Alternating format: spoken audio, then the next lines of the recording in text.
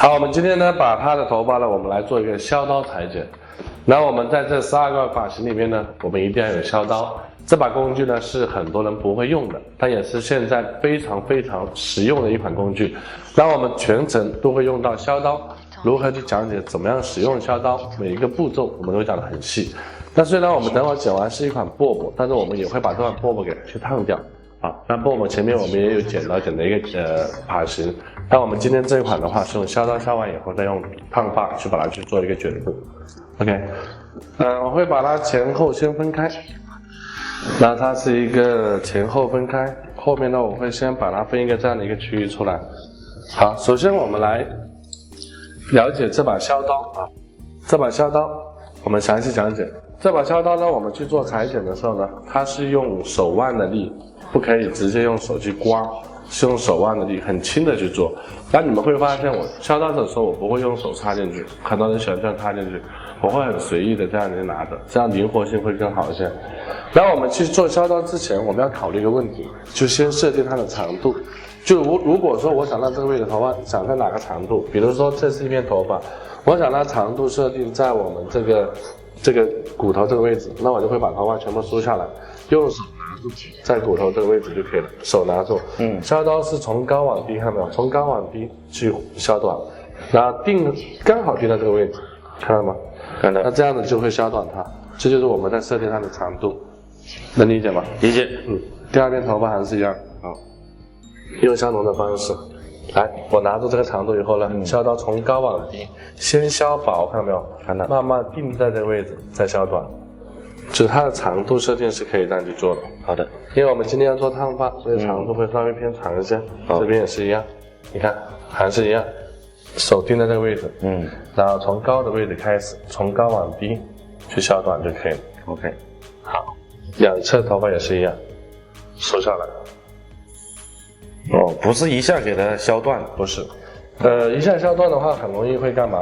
那个位置会很齐嘛。所以我们是慢慢的从薄到短。那这样更轻柔。所以你看，削了这样削一下以后，这个头发呢，它会比较轻柔。是的。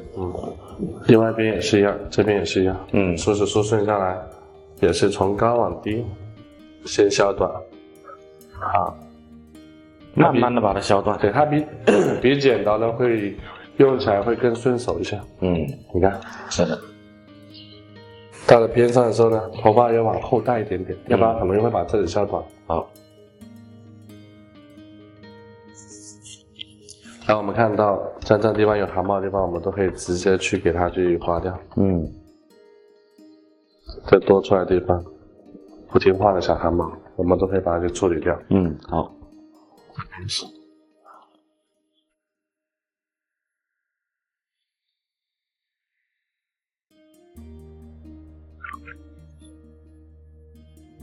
当我们削刀削完以后呢，我们会看到它的外线这里呢，就会产生一个非常碎柔的一个外底线，看到没有？是的，这是剪刀无法达到的一个效果。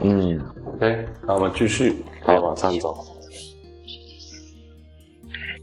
我们再往上走的时候呢，从这里还是一样，也是一样的去做椭圆的一个分区。这里。我们不用去太刻意的去把头发的分区分得太过于的好。OK， 我们只需要把这里分一个椭圆的分区出来就可以了。那分区的宽度跟刚才那个是一样的。好，就是不用太宽。是吧？那如果是给它分一条直线行不行？分一条直线的话，就比如说我把它分条直线的话，也可以，但是它两边的量不一样。椭圆形的量是一样宽的。明白了。好，那从这里开始呢，也是一样。那我们现在拿出这里头发跟底下头发做个引导。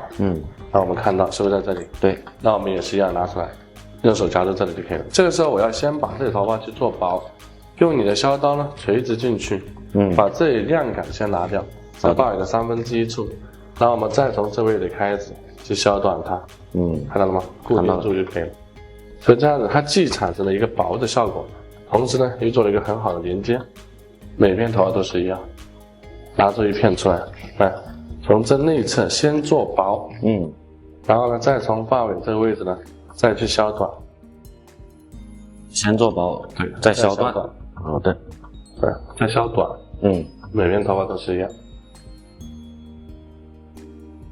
来，先薄，然后再从低往高的去走。这个削刀太实用了。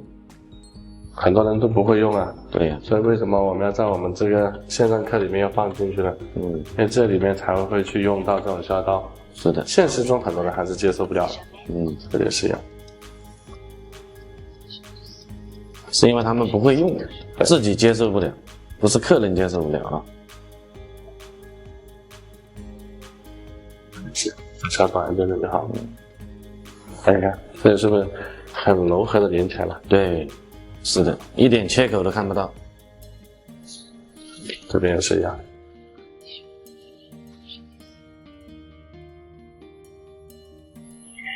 这里都是拿出一片头发出来，从高往低。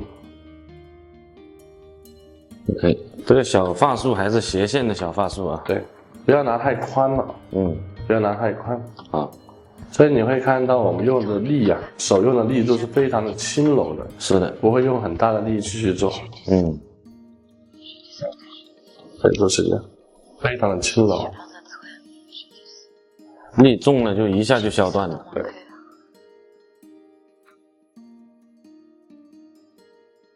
所以都是一样。轻一点就好。好，你看这样做出来以后呢，你看我会发现这里很厚，我可以用削刀直接去调整一下。具有厚的地方我们可以直接去调整。是的。剪刀就没有办法了。对，刀太窄，所以这里就会看到慢慢出现这种柔和度。好，继续往上走，继续往上走。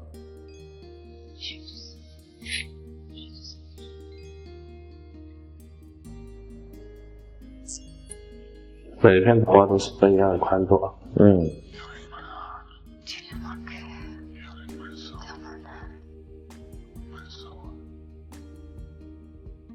好，继续往上走呢，我们越来越到上面来了。对，它到刚才是削的是底下这个区域。那我现在想让这个位置做一个堆积的饱满度。好，所以我一样的方式，我会拿出这里的片状出来，找到我们想要堆积的点。比如说我想堆在这个位置，那我就会在这个位置去做一个堆积。OK， 好，去找到我想要堆积的点在哪个位置，那我就在这个位置做堆积就可以了。好，也是一样的，全部拉出来。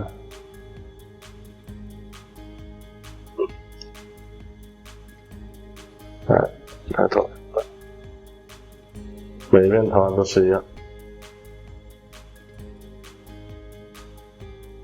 所以你会看到，我们用削刀的时候，我们手是非常轻柔的。是的。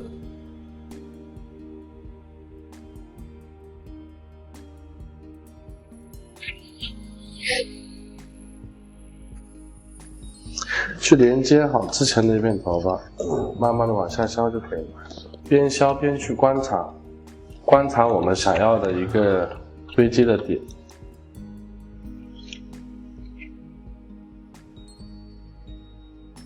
来，这也都是一样，要很轻，手腕的力一定要很轻很轻才可以，千万不要用力。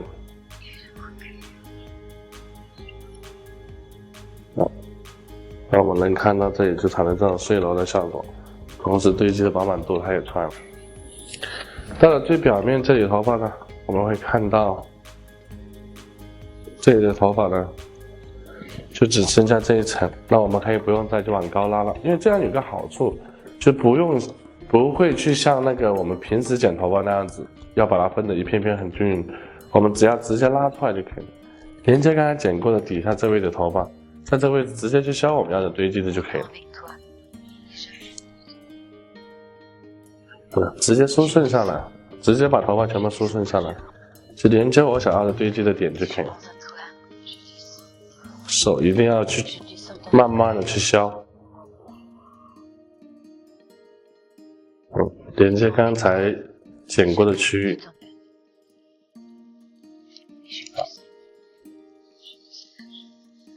好，我们会明显看到这里头发长了一些，削完以后会长一些，我们往侧面带一下，把这里再去削短一点点。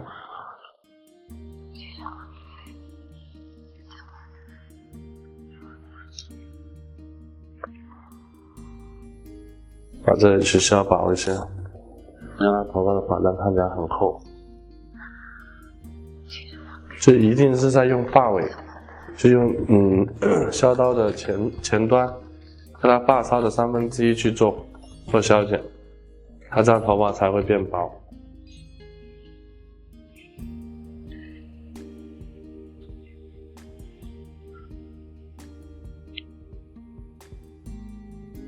好，这个技术是真的非常值得我们去练习的一款技术。很多人都觉得，哎呀，我用剪刀剪头发就可以了，不用削刀。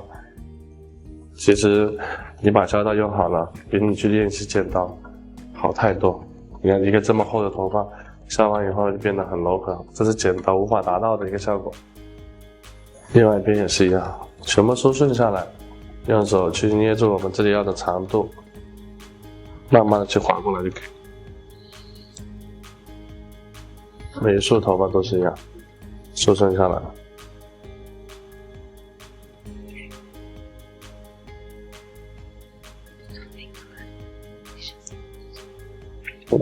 再把头发全部往这个侧面带。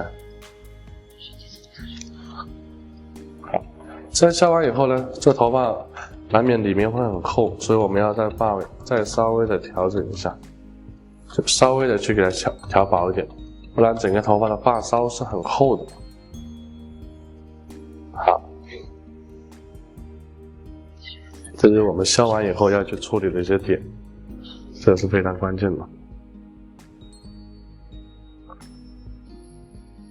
每一片头发都是一样。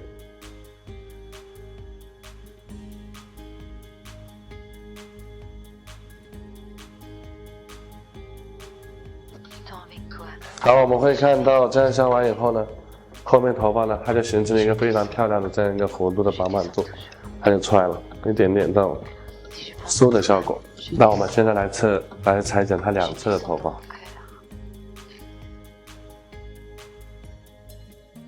两侧的头发呢，我们就削的时候呢，我们不用去连接它后部区，我们可以单独拿出头发出来，来头倒过去啊，直接把这些头发梳顺下来就可以了。手放到我们想要的地方，在这个长度上，也是从高往低去削就可以了。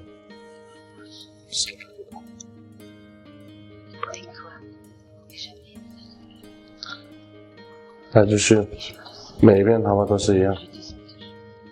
从高往低，用削刀这样削完以后呢，这个侧区呢，它就得到一个非常漂亮的这样的一个弧度，尖的弧度，它比剪刀剪出来会更好看一些，刚好可以去收它这个头型。继续往上走，削刀削的头发对于烫发来说是非常好的一个工具。拿着这片头发出来的也是一样，也是从高往低去削短就可以了。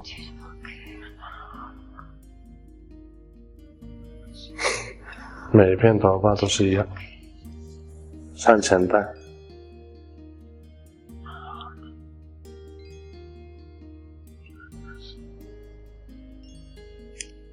好，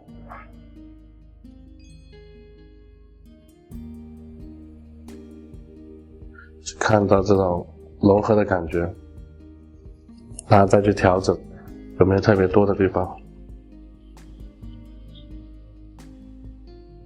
好，它一定要保持水分，头发一定要保持水分，不能干的，干的肯定是不行的。这个一定要不时的去喷点水。我们把这头发一样的梳顺下来，连接刚才剪过的地方。好，这也是一样，往前梳理。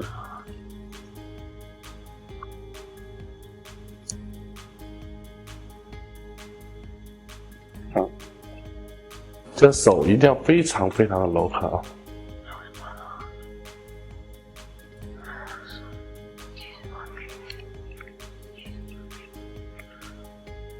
边削边观察。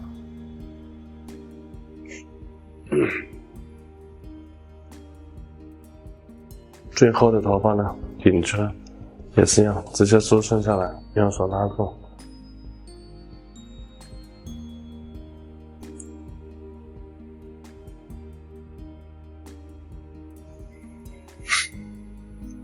感觉这里厚了一点点，那我们也可以在中间去用削刀锤子进去，去把它这里多的地方给它划掉就可以了。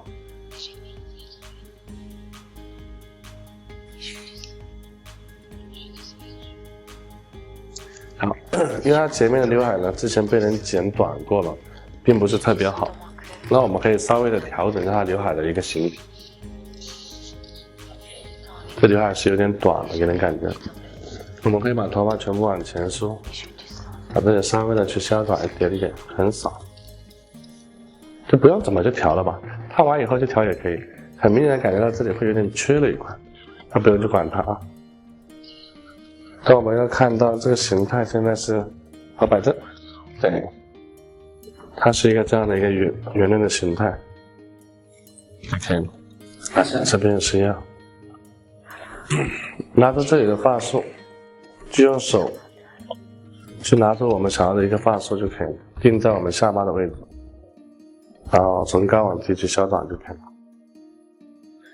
那削完以后，我们去观察这个长度是不是我们要的，刚好在下巴的位置。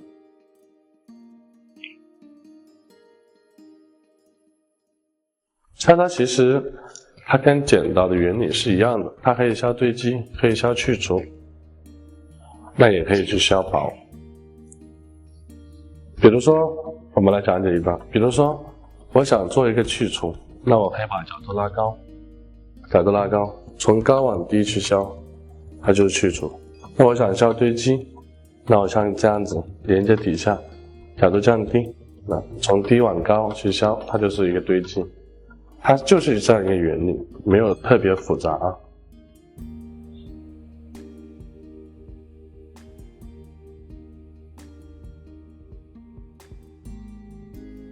好，看到这种顺位感。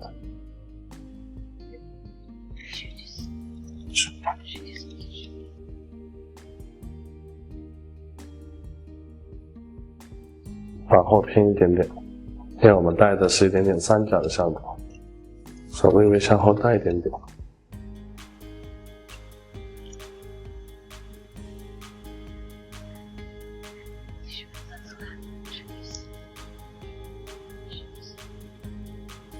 再去削薄一些。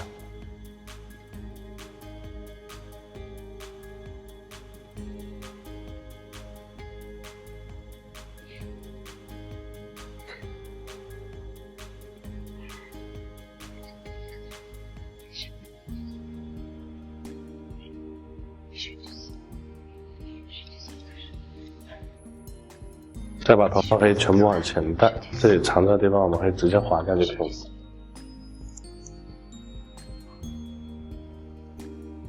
我们会看到这边也会出来一个这样的一个效果。这是我们削完以后的效果。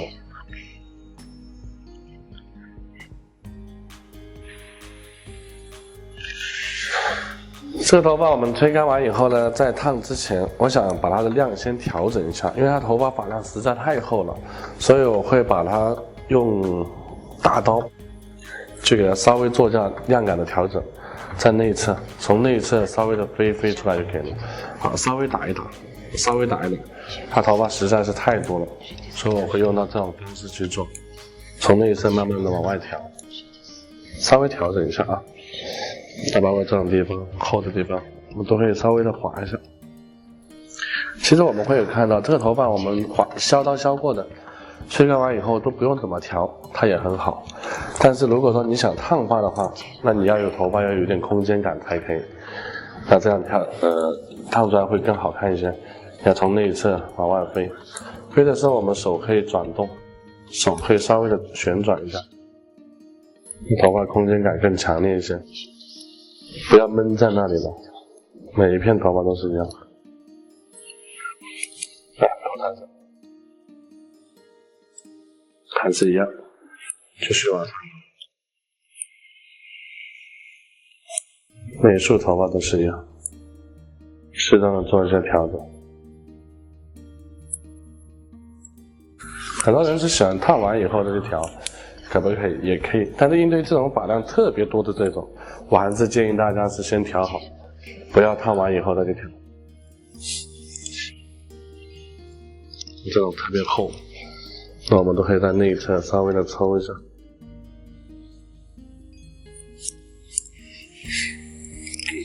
用抽剪，在内侧可以稍微的抽剪一下就可以了。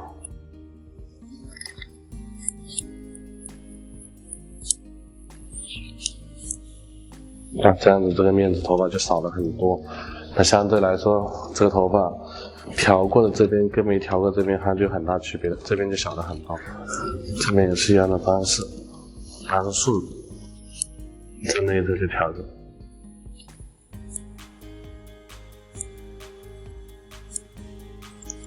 它这种方式其实很简单，就剪刀从里向外飞出来就可以。这种厚的地方内侧往上划一划的。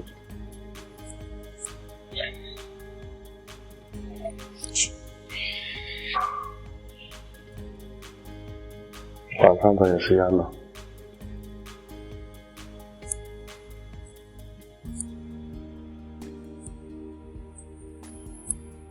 所以一定要头发的中部的亮感调均匀才可以。特别多的地方，那我们就可以用点点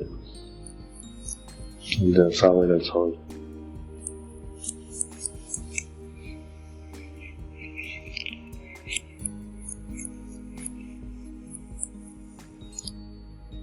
抽剪还是蛮好用的，抽剪抽完头发呢，它的通透感会更强烈一些。这个地方特别厚的地方也可以使用一个抽剪。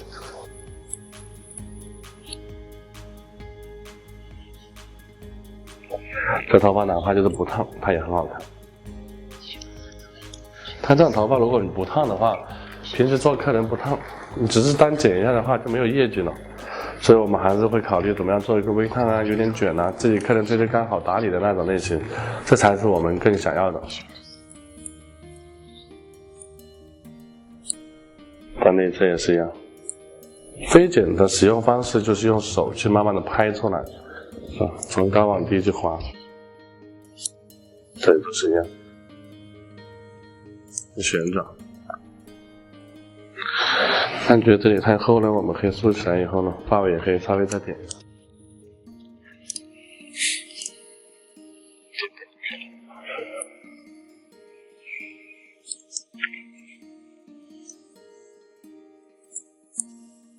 也是一样的，可以。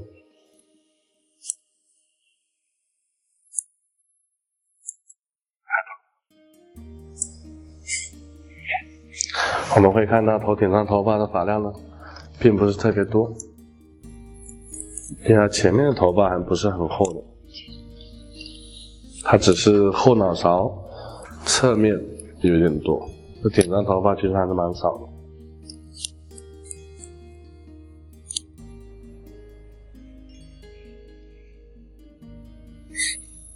经过干的修饰以后，头发均匀度就更漂亮。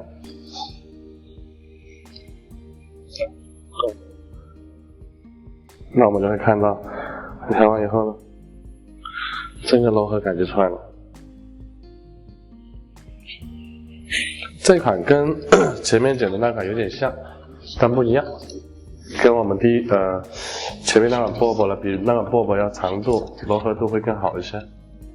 但这款主要是教你如何去烫发，还有一个就是削刀，还有一个是修饰方式，可能也不一样。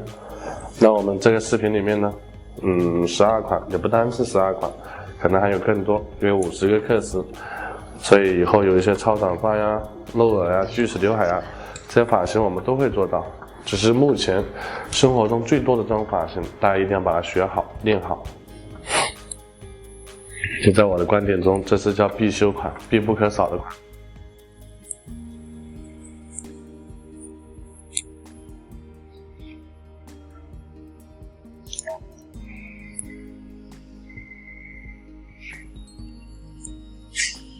表面区域这里也是一样，拍的时候用手腕的力去拍打就可以了，手腕的力。拍的时候手要旋转，旋转。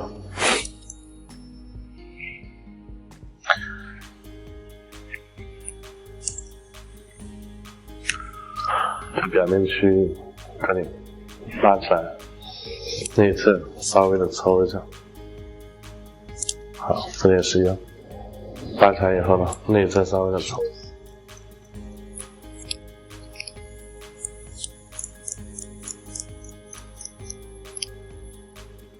刘海区，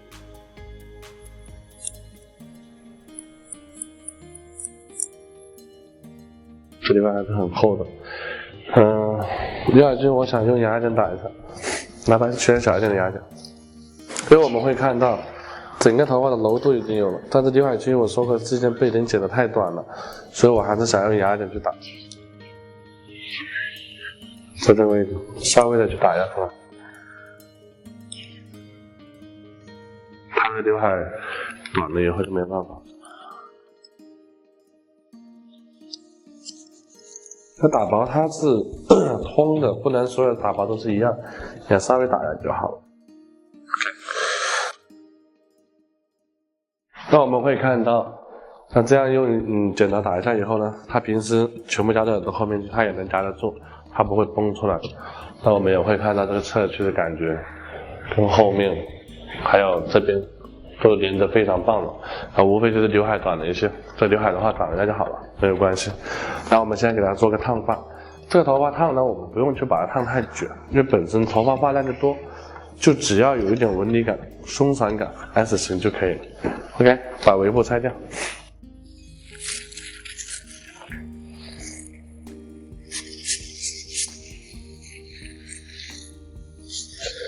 我们在烫发之前呢，会在它的发梢去补充一点点营养。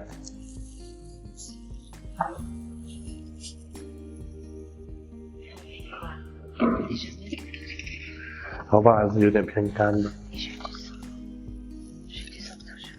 这样分啊。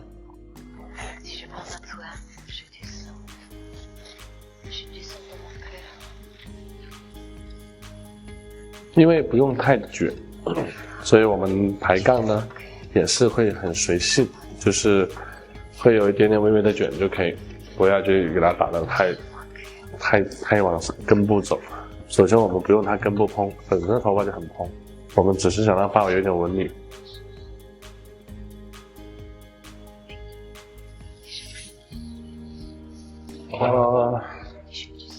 可以从头发的正后面开始，从这里开始，把它前后分开，往前低，往前低，对。我会先把药水呢，在它发尾的位置呢，先涂抹一遍。它不会涂太厚了，很多人喜欢把头发药水涂很厚，涂很厚就会有影响。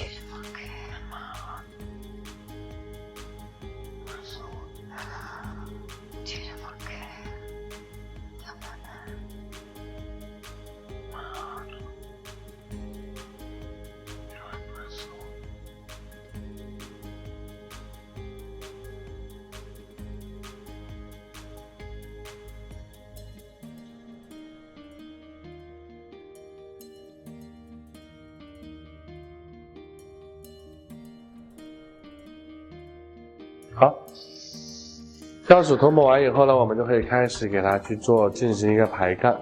它的排杠呢，它是一个不规则的排杠，不是一个就是一个面的，它是比较随意的不规则的排杠方式。我不会把头发分得太过于的宽，因为我想让头发是灵动性的，所以我会把它分窄一点点，分窄一点点，从头发的正后面取一个小 U 字区分出来，把这个头发角度呢直接拉高，角度拉高就可以了。再来给我点药水。好，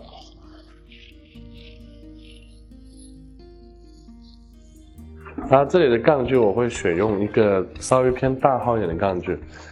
然后卷进去的时候呢，我们的张力一定不要太大，好，这是1圈半到2圈就可以了。那首先为什么要考虑不要张力太大呢？如果你的张力太大，它的回弹力就很大，回弹力一旦很大的话，这头发就会老气。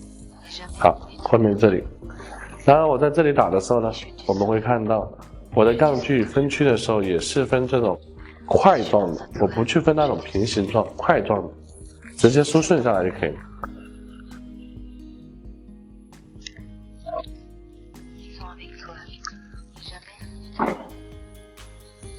然后在这里这个杠距打的时候呢，我会把这里头发呢大约向后甩，平卷上去就可以了，角度稍微低一些，因为这里头发呢不能角度太高，尽量低一些。包括到中间这里也是一样，我们会看到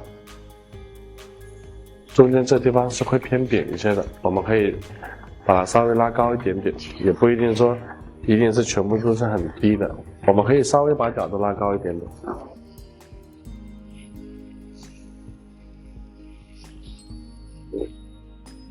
一样的啊，平行进剪就可以了，1圈半到2圈。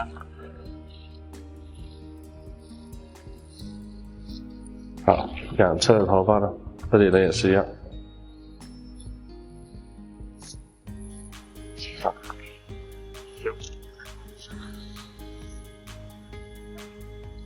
到两侧这里的时候呢，我们刚才讲到过了，这里的头发呢，发尾呢，一定要向后甩，因为向后甩了以后呢，它头发才不会拱在一块。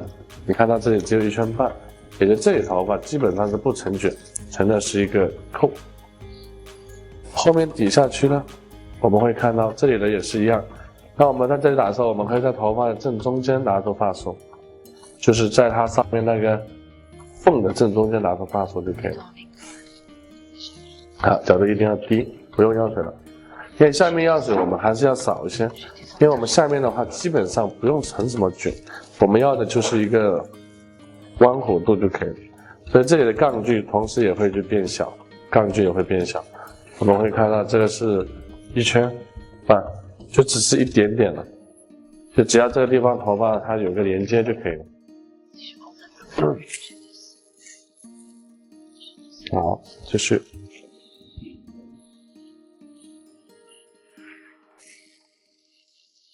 一样的。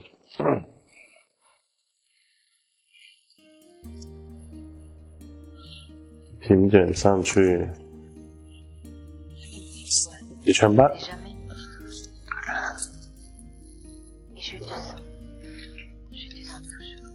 来，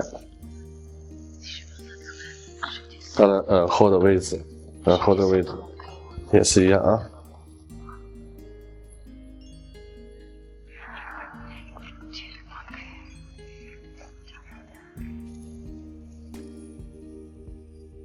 这里头发呢也是一样，就发尾向后，好，看得到吗？就是1圈左右。它如果你这里要是上卷上去了，这头发就废掉了，所以就是一点点。它不是每个头发都是这样烫的啊，就是我们针对它的发量，我们是可以这样去做。像这种地方我们都不用卷，我们都是直直的。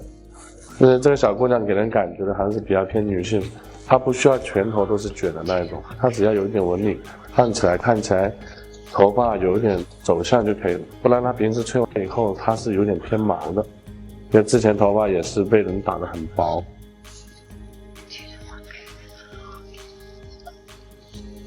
好，那这个地方我们可以不用动它，刷到药水就可以了，不用去管它。两侧的头发，那我不会去直接平行去打，因为我不想它顶到这里太崩，所以我会从这里开始，把刘海区拿出来，把这边头发刘海区呢往前梳理。注意啊，这是细节，头抬起来。我们想把头发烫成一个拱形的 S 型往后走，这一步是很关键的啊。这像什么？这就像我们平时做电棒是一样的原理。这里角度一定要拉高一些，好。但这个时候有个问题了，老师打这里杠子应该怎么打？所以我们来注意啊，这里的发梢是要向前甩才可以，这个是细节啊。发梢向前甩，来慢慢的平卷进去，看到没有？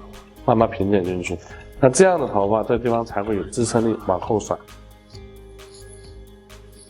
所以很多人都还没有搞懂为什么要这样去打这个杠子。这个杠子打完以后，烫完以后就是往后飘的效果就出来了。OK， 这个面我们要这边头发呢，我们要跟前面头发呢有不同的流向，因为前面的头发呢是往前甩的，这边头发的流向呢我们要往后甩，这样得到一个好处是什么？这里的头发它就不会重叠在一起了，啊，平卷进去就可以了。好，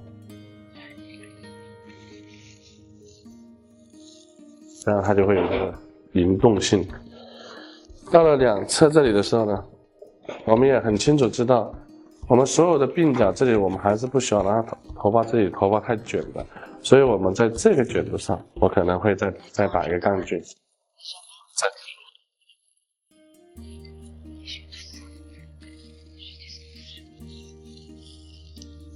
我们在这个转角两侧转角的位置，这个位置我会再来一个杠菌。这个杠菌呢，我们会用到一个向后甩，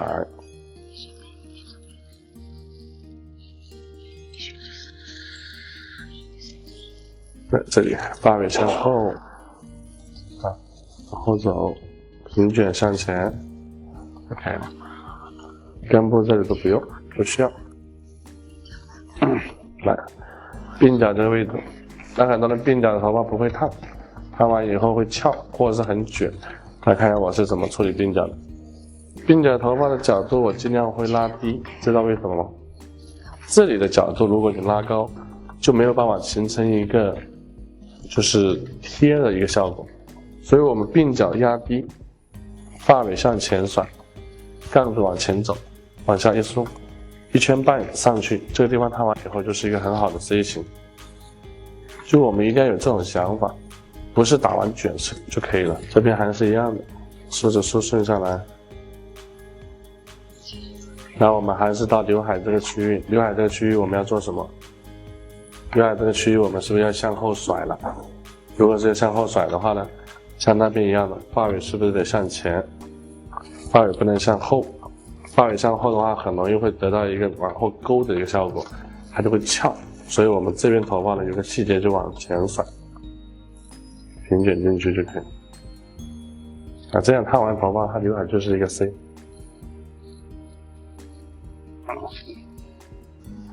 顶上这里呢，头顶上呢，我们也可以分这样的一个斜分线，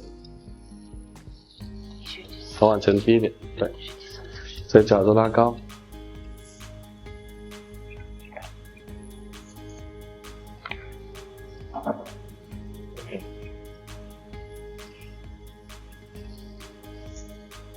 那这里头发呢，一样的啊，发梢是要向后的，平卷进去啊。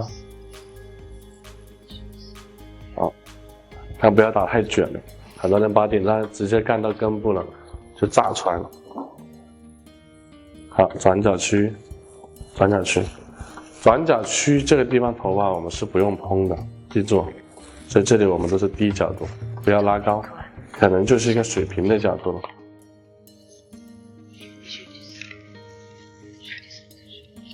和这边头发我们角度尽量是低一点。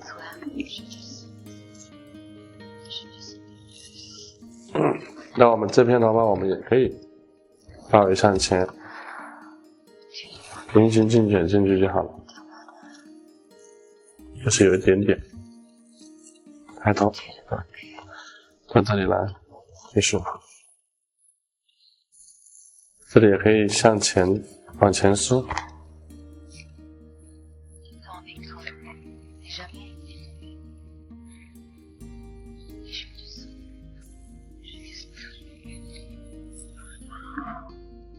还是大的，这边头发长一些，这里的发尾呢，我们也可以向后走，就是一前一后，一正一反。那这样头发烫完以后呢，它的风感就会比较漂亮。鬓角这个位置，刚讲到过了，这个地方头发我们梳子要把头发梳顺下来。为什么要梳顺下来？因为梳顺下来以后呢，这里的头发它就不会拱在那里，要不然很多人烫这位置头发容易拱。所以我们把这边头发烫的时候呢，是要压低的，压低角度的，发尾要向前甩，发尾要往前放，往上放。那这样头发就是往前勾，并且不会蓬，这个细节大家要记住啊。这就是我们的一个排杠方式。那我们来看一下转一圈，这就是我们今天这个头发的排杠方式。也是在我们这12款里面呢最经典的一款排光方式。然后我们等一会儿，很多人在会问了，就是老师要软化多久，冷却到什么时候？然后我们是要去学会测第一个杠距。我们看到其实已经可以了，看到吗？等于我这个卷我觉得已经差不多了，但是有个问题，如果你现在拆掉的话，这个卷是可以，但是前面卷还是不够的，所以我考虑的是什么？整个下来打杠只10分钟左右，我等个大概在5到10分钟，10分钟我测下全面剪就可以了，后面不用管它。还有一个不需要去考虑到加热，因为我现在这个卷弹性已经很好了，我不用去加热。很多人一定要去加热，不需要加热啊，因为它头发还是蛮好烫的，所以我们只要等待时间就可以了。OK， 好，当我们拆掉这个杠，头抬起来，拆掉这前面这个杠，我们就能看到这里呈现出来就是一个 S 型，这样就够了。那等会我们烫完以后，吹干完以后呢，这个发尾就是慢慢往后甩，这里就起来了。OK， 那我们就可以开始上定型了。上完定型以后冲水，这个头发呢不用冲水上定型，直接上就可以了。上完以后冲完水，我们再看效果，好不好？好。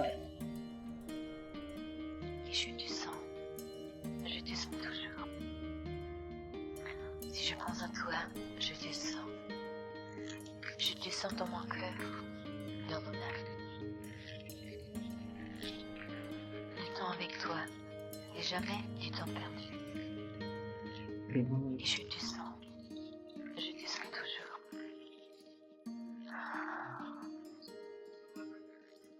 T'as mon cœur. T'as mon âme.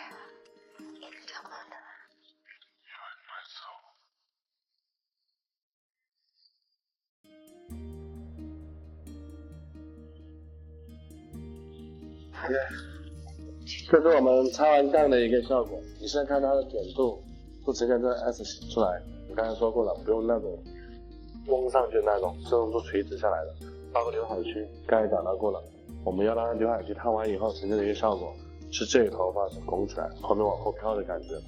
然后我们现在把它去做一个吹风，自然吹干，全都吹干。我们看一下自然吹干完以后，稍微打点东西。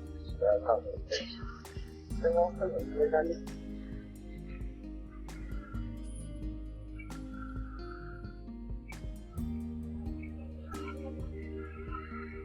在这种地方的时候呢，吹风注意一下，吹这种鬓角地方手要放进去这样。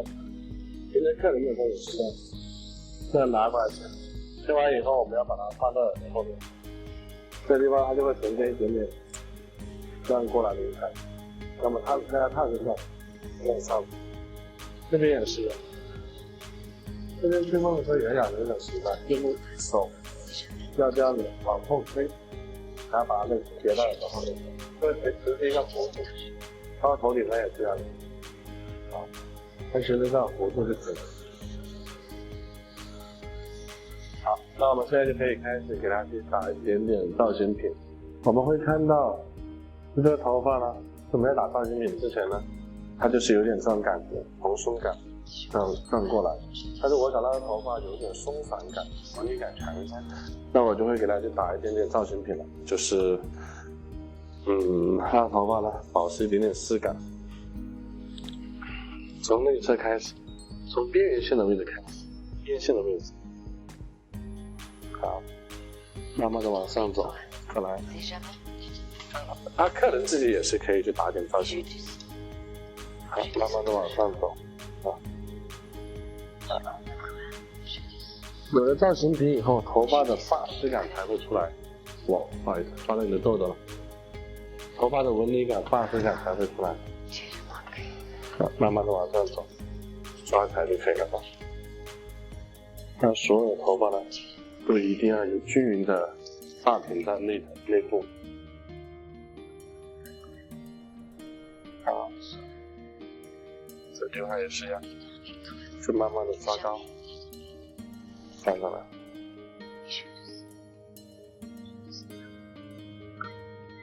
那我们也可以去做一个收紧的一些步骤，把它两边这里尽量的去，如果平时我们要拍照啊或者怎么样的时候，把两边这里尽量夹到耳朵后面去，梳贴一点点，把两侧。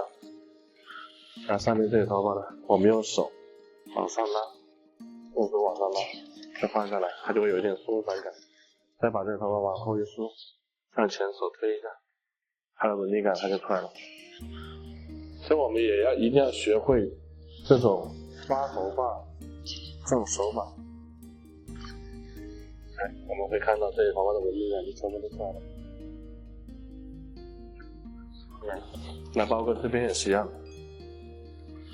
打好造型边以后，把转角区域以上头发梳过来以后，把这些头发梳出来。刚才我们看了一个 C 字体，对吗？把这些头发呢就夹到耳朵后面去，然后把这些头发呢用手抓顺下来，就是用手去抓顺下来。就是我们平时造型的时候或客人的时候，他也要把它抓顺来，拿一头发往上一撸，就很好看，对不对？然后上面头发也是一样，先把上面头发呢往顶上去直，再放下来，好，再往后一梳，往前一推，它就会形成这种纹理出来。哦，那纹理感就全部都出来了。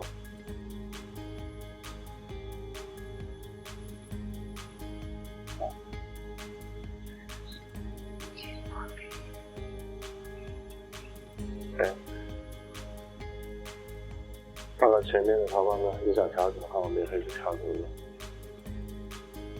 这就是我们去用一个冷烫达到了一个这样的一个效果。整个头发呢，它都是非常柔和的。但相对来说，在生活中帮客人去烫点这种感觉，客人还是蛮喜欢的，总比洗完以后大毛啊，或者是很顺的要好很多。